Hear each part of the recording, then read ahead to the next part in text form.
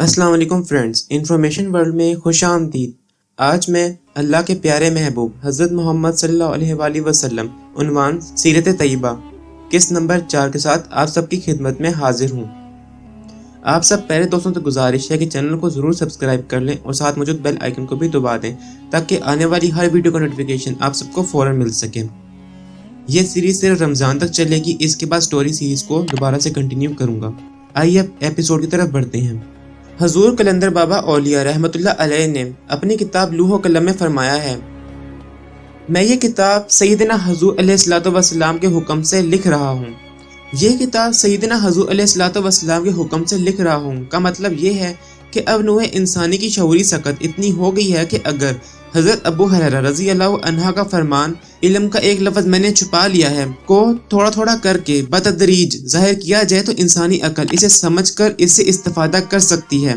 آدمی کے اندر کوئی بھی قابلیت اس کی ذاتی نہیں ہوتی، ہر آدمی شاعر نہیں ہوتا۔ اس کا مطلب یہ ہے کہ جب اللہ تعالیٰ کی طرف سے کسی فرد پر اشعار انسپائر ہوتے ہیں تو وہ شاعر بن جاتا ہے۔ اسی طرح ہر آدمی ادیب نہیں ہوتا، اللہ تعالیٰ کی طرف سے اگر کسی پر ادب انسپائر ہوتا ہے تو وہ لکھنا شروع کر دیتا ہے۔ توفیق اللہ تعالیٰ کی عطا کردہ ہے۔ انتہا یہ ہے کہ اگر آپ غور و فکر کریں تو انسان کھانا بھی نہیں کھا سکتا جب تک اللہ تعالیٰ کی طرف سے کھانا کھانے کی اطلاع نہ ملے۔ اگر اس کے ذہن میں پانی پینے کا خیال نہ آئے تو کوئی انسان پانی بھی نہیں پی سکتا۔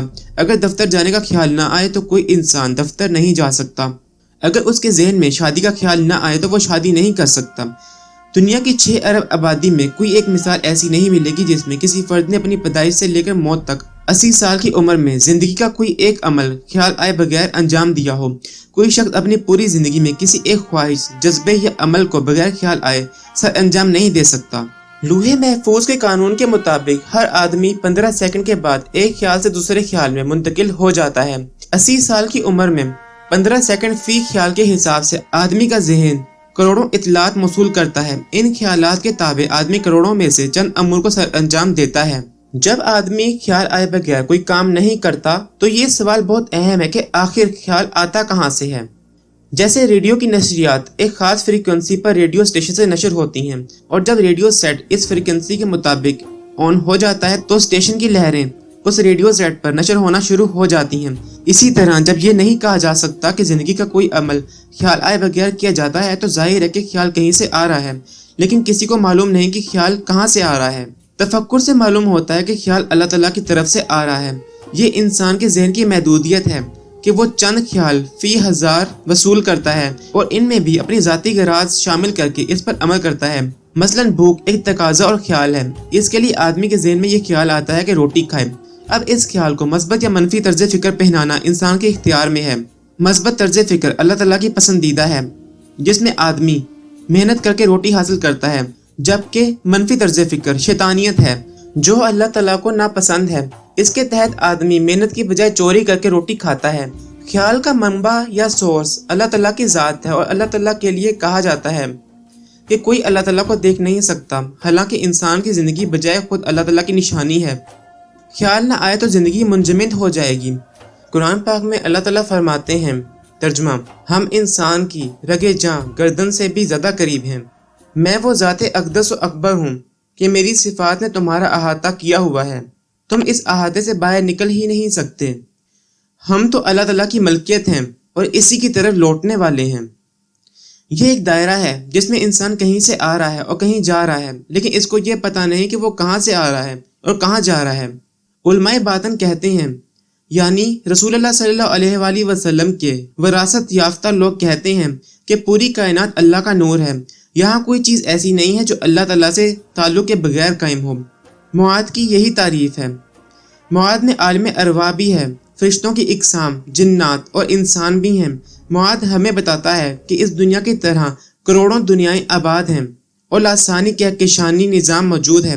7 آسمان، عشق و بیت المعمور کی تفصیلات کا علم ہمیں معاد سے حاصل ہوتا ہے۔ حضور علیہ الصلوۃ والسلام کی سیرت طیبہ پر غور و فکر کیا جائے تو ظاہر ہوتا ہے کہ حضور پاک صلی اللہ علیہ وآلہ وسلم کی زندگی کا کوئی بھی عمل حضور صلی اللہ علیہ وآلہ وسلم کی اپنی ذات کے لیے نہ تھا۔